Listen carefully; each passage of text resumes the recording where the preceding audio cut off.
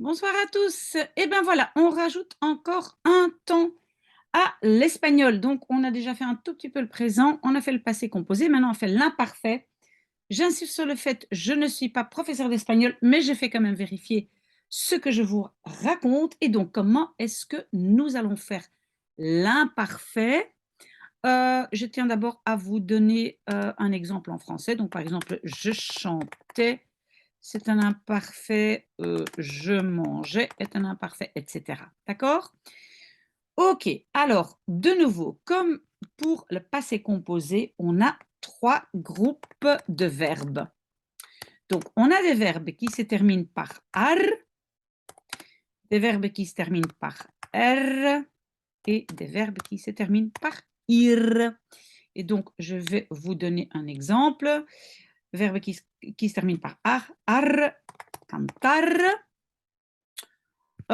beber, boire. Donc, cantar, chanter, beber, boire et dormir, dormir. D'accord? Alors, comment est-ce qu'on va faire? Donc, cantar, on va donc enlever le ar et on va le remplacer par,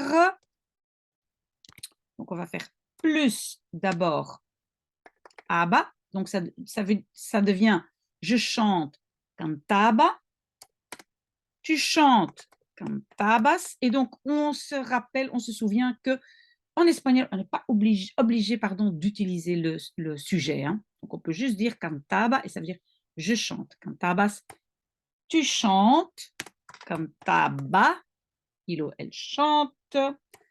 Attention, alors, ah oui, mais attention, parce qu'en fait, je ne dois pas faire comme ça. J'avais juste fait plus, donc plus aba, plus abas, plus aba. Alors, nous chantons, et ça, attention, et je copie ici le A qui se trouve là, parce que là, ça va devenir cantábamos. Donc, abamos. Attention, donc l'accent est sur la A. Cantábamos.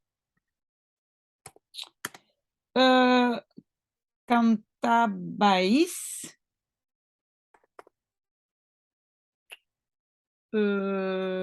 Et là,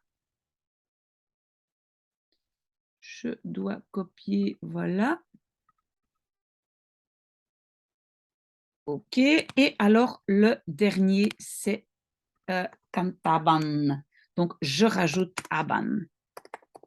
Est-ce que ça en a compris? Donc, toute la liste. Je chante cantaba, tu chantes cantabas, il, elle, cantaba, nous, cantábamos, cantabais et cantaban.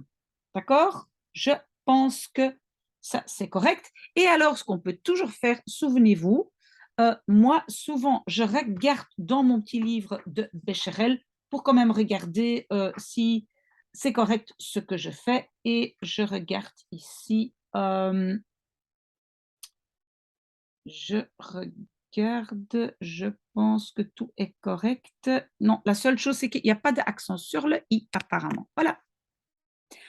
Alors, on a beber.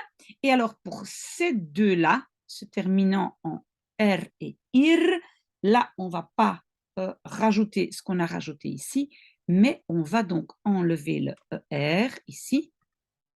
Et attention, là, on va rajouter IA.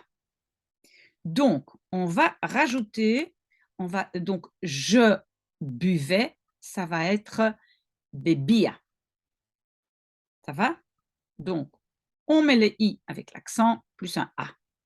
Donc, bebia, qu'est-ce que vous pensez que ça va être pour tu? Tu buvais, ben, ça va être avec un s, d'accord? Bibias. Et puis pour il, de nouveau, bibia.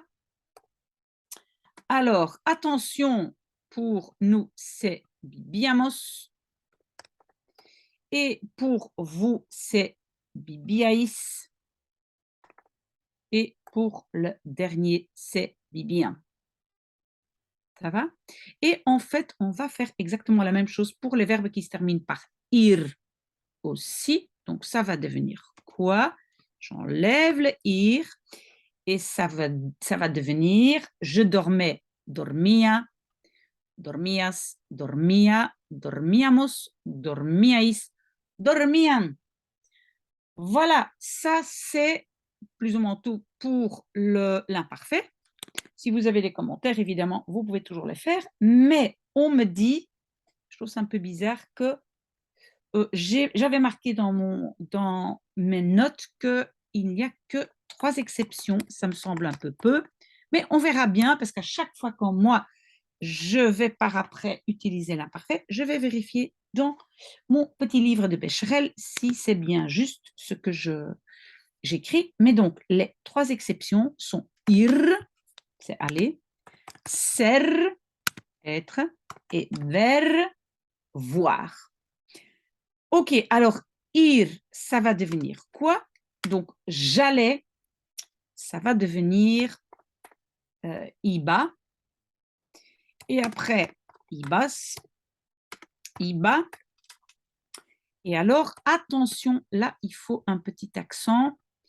Ça va devenir ibamos. Donc là, attention, il faut le petit accent que je copie. Ibamos. Ibais et iban. Voilà. Et alors, le verbe ser. Oui, donc j'étais. Era. Eras. Era. Et de nouveau, éramos. Il faut l'accent sur le et. Éramos. Erais. Eran. Voilà. Et voir, ver. Ça, de nouveau, c'est veía. Mais donc, de nouveau, il faut ce fameux i accent. Oui, je suis désolée que ça prenne autant de temps. Et donc, veía, ça veut donc dire je voyais. D'accord? Alors, vous pouvez déjà deviner ce que c'est. Tu voyais, veías. Il, elle, ben, c'est de nouveau veía. Alors, nous, vous pouvez le deviner, veíamos. Veíamos, voilà. Vous voyez, c'est veíais, pardon.